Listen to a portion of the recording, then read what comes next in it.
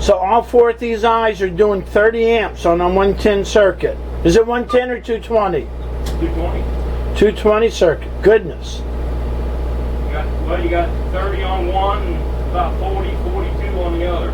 Okay. But I don't know that any of this is right either. Okay. So the generator's got about, what, 15 minutes now? Generator's doing what it's supposed to. So it's not choking or bogging down, so we're doing good.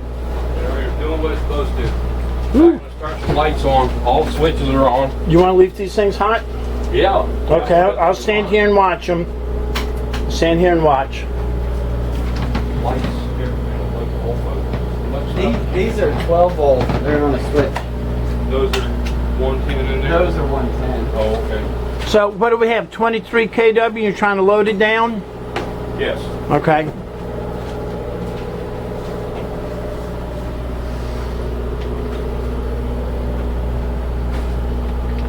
So I've got a brand new generator in the boat, 23 kilowatts, 23,000 watts, and we're trying to load it down to make sure that the generator can hold the load.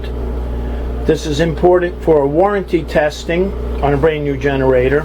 It's also important when you're buying a used boat or even a brand new boat to make sure that the generator can hold the load. If you've got questions about generators, surveys, and buying boats, look us up on the internet. Ask Captain Chris.